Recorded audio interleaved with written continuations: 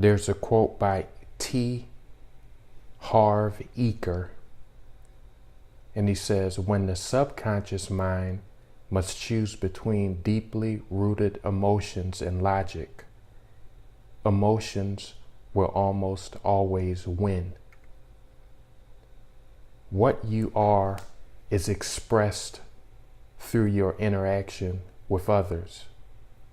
Are you hostile, condescending? Are you intolerant of the mistakes of others? What are you saying to yourself? Are you consistently exhibiting excellence in your line of work? I know you may be thinking to yourself right now and saying, I don't exhibit excellence in my work because I don't like my job. True. And that is a picture of your character. Your character, example, how you feel, think, and behave, is simply a sum total of things you have impressed upon your subconscious mind. You can consciously choose to change your character if you don't like the current state of it. You are not a prisoner of your current state unless you choose to be. So stop being a victim today. We know the subconscious part of your mind is influenced through repetition, imagination, and feelings associated with your desire fulfilled. There's a quote by Ruth Fishel, and she said, "You act out who you think you are." Who do you think you are? Is it you think yourself to be good?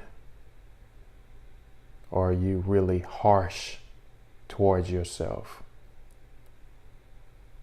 The way you think, feel, and behave have served a purpose in your life. That's the only reason you continually operate by those standards.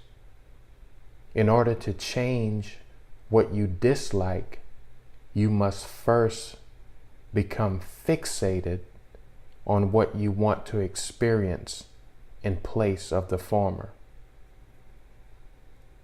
You don't change your life for the better by thinking of the negative or thinking about things that you don't want. Our minds are of such that what we place in front of us or what we hold in our mind's eye, we will move towards. So you have to put in front of you what you want to experience in your life. I remember a few years ago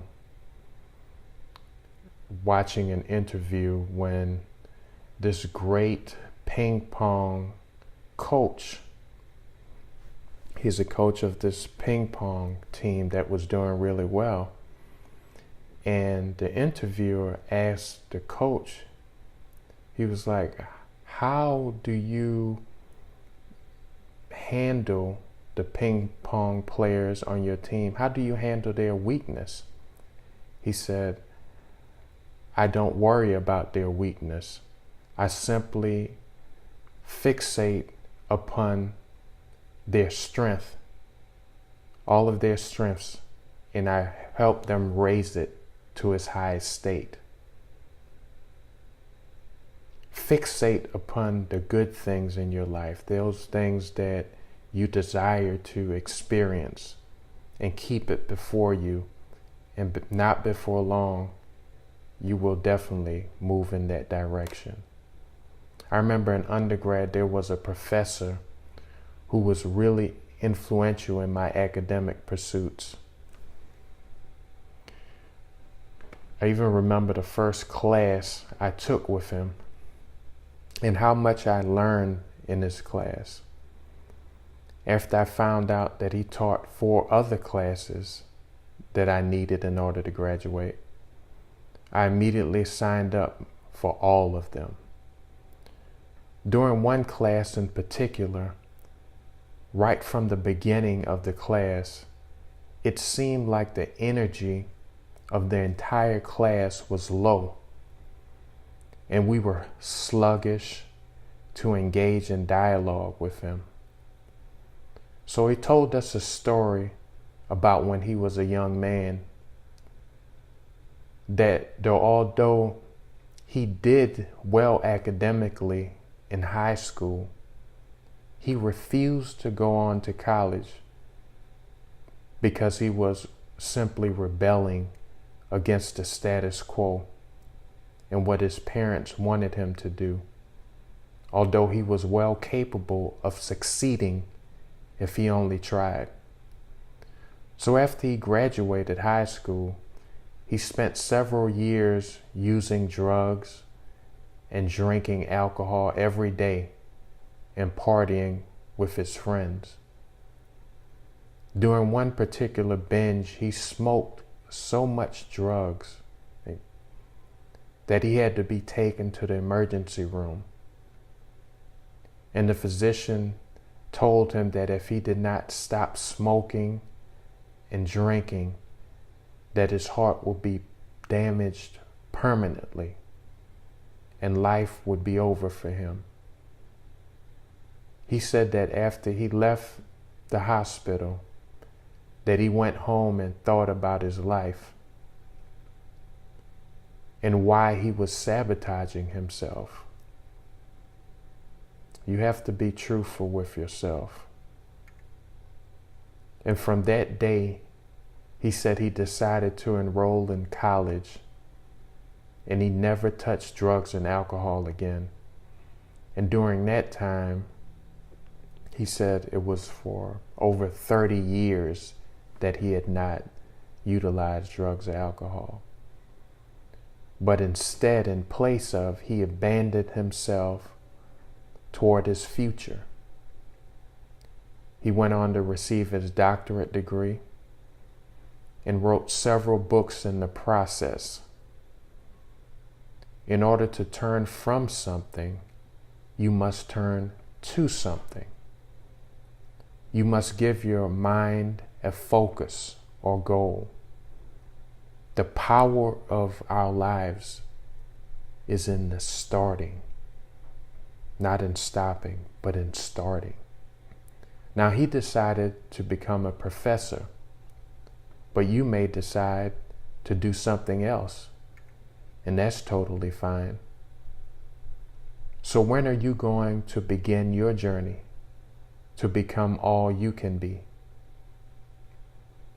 There's this quote by Oprah Winfrey, the former talk show host. She said, "You become what you believe, not what you think or what you want." What do you believe about yourself? Do you believe in yourself? If you don't presently, you can develop a belief in yourself and perfect your skills. If you choose to perfect your current job, it can be a catalyst to get you where you ultimately desire to be.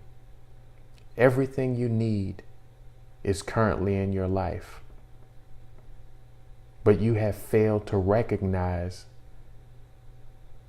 because instead of looking within the inexhaustible treasures in yourself, you're looking outside of you. Everything is within you, but you must believe that. It's something you have to come to grips with and believe it. It's like the man who lost his wedding band inside of his house in the kitchen at night and walks outside with a lamp searching for it in the yard underneath the car. Sounds foolish, right? I know, but people constantly do foolish things without thinking because they are not consciously aware, and oftentimes are running on autopilot. If you praise or encourage another person, it does not diminish you in any way. This way of thinking can become a part of your belief system if you so choose. If you are gracious and kind-hearted to others, those attributes will be returned to you. Some way, somehow, you build this rhythm within your life. You are the catalyst. You are the main ingredient to bring it to pass. Be careful not to burn bridges during your quest, especially if it's unnecessary to do so. I remember a friend telling me a story about a conversation between a scorpion and a frog. Anyway, the scorpion and the frog were on the same side of a river, but the scorpion wanted to get to the other side. But the only problem was he couldn't swim. So he asked the frog to take him to the other side by allowing him to ride on his back. But the frog said no, because I know if I let you ride on my back, you will bite me. But the scorpion said, no, I promise. I will not bite you on your back if you give me a ride to the other side of the river. The frog said, I don't trust you because I know you will bite me. So after a few minutes of them going back and forth, the scorpion finally convinced the frog to take him to the other side of the river. And midway through the trip, the frog said to the scorpion, now you promise that you will not bite me. And the scorpion responded, I promise. So when they finally arrived to the other side of the river, the scorpion bit the frog as hard as it could and jumped off his back onto the dry ground. And then the frog said to the scorpion, you promised me that you would not bite me. And the scorpion simply replied, it's in my nature. There are some things currently in your nature that may not be good or of benefit to you in the grand scheme of things. Don't behave like the scorpion because you may need to return back to the other side. Don't destroy your ride. Be gracious in your dealings with others. Know that there's a limitless supply of everything. You don't need to hoard anything. Just be free. But you have to develop this within your subconscious mind, that there's more than enough. If you have this feeling of lack, that lets you know that you're more conscious of lack than you're conscious of abundance. And it becomes a part of our character, the way that we think. So be proactive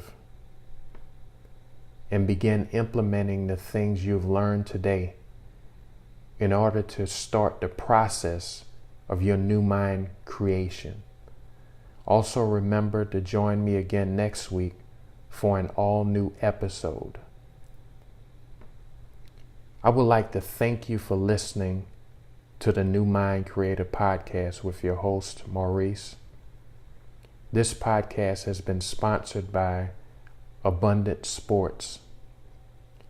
Subscribe to my podcast and leave a review on iTunes, Google Play, Overcast, and Pocket Casts.